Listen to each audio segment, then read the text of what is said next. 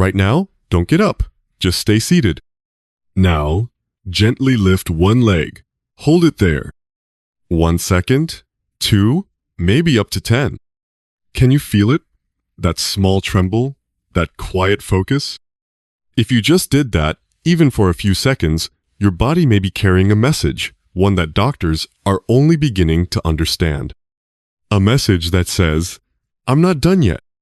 Not just surviving, but healing, repairing, and even thriving, long past what the world expects of you. And if it felt hard, or if you couldn't quite hold it, that's okay too, because in the next few minutes, I'll show you how to wake up, the quiet signs of strength your body still remembers. Let's begin. For over 20 years, I've worked with people in their 60s, 70s, even 80s, folks who've been told to take it easy, to sit more, to slow down. But deep down, what they really wanted was simple. To feel strong again, to feel steady, to feel like their body still belongs to them. And the truth is, it does. In this video, I'll share 5 quiet signs your body is still in repair mode, still working, still reaching forward, even if no one around you notices. And the 5th sign? It's one most people never think about. But in my experience, it could be the very thing that helps you stay independent and confident well into your 90s. So let's explore them together. Let's start with something simple, but surprisingly powerful. Balance. It might seem like just a physical skill, but it's much more than that. Balance is your brain and your body having a conversation. Your ears, your core, your legs, even your hormones, they're all working together in real time, keeping you steady. And here's what's truly remarkable. Studies show that if you can stand on one leg for just 10 seconds, your risk of dying in the next 7 years drops by nearly 50%. Not because standing is magical, but because it proves something far deeper is still working beautifully inside you. It's not about perfection, it's about connection. Your body is still responding, still adapting, still alive with possibility. So, how do we nurture that? Try brushing your teeth while standing on one leg. Tonight, use your right. Tomorrow, your left. It's not about balance alone, it's about brain activity, coordination, even bone strength. And here's a little secret from nutritional science. Eat just 2 Brazil nuts each morning. They're rich in selenium, a mineral that supports the neurons keeping you upright. You don't need a treadmill. You don't need fancy classes. You just need these small, beautiful moments where your body says, I'm still here. And that's enough to begin. When we talk about health after 60, most people focus on weight. But the real story isn't about how much you weigh, it's about how much muscle you still have. See, after the age of 60, if we don't move enough or eat the right proteins, we start losing muscle, quietly. About 5 to 8% of your muscle mass can vanish each year. That's why one day the stairs feel steeper, the shopping bag feels heavier, and getting off the couch takes more effort than it used to. This isn't weakness.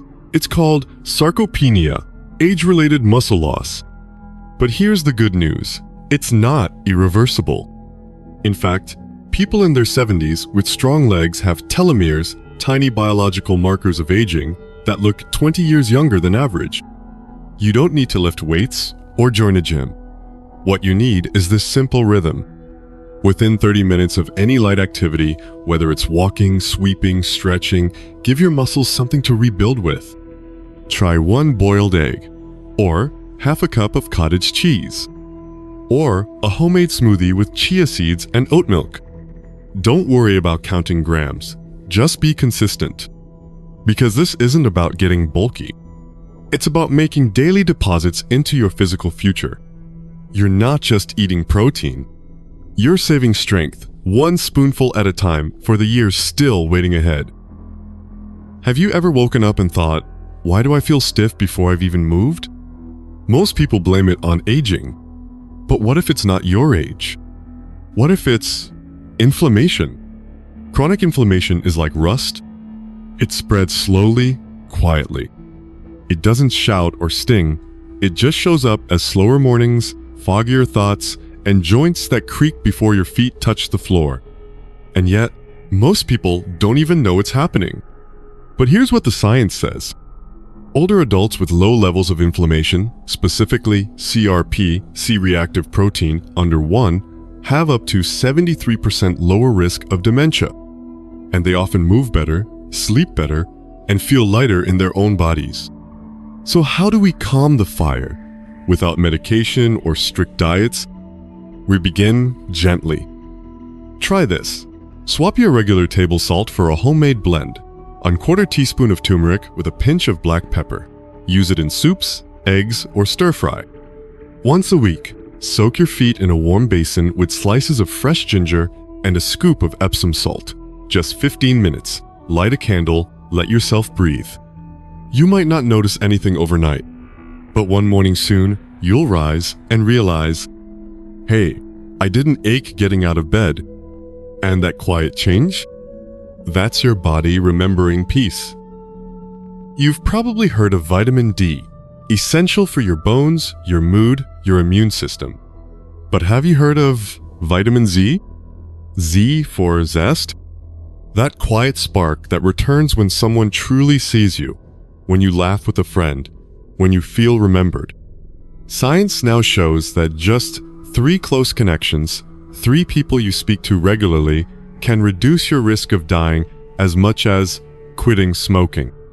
Why? Because loneliness isn't just something we feel, it's something our cells feel too. When we feel isolated, the heart slows, the immune system weakens, and even digestion becomes sluggish.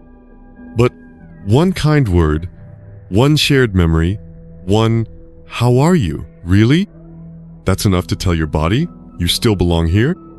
So, how do we bring back vitamin Z? Try one of these this week. Send a short voice message to your grandchild. Call an old friend just to say, "I was thinking of you."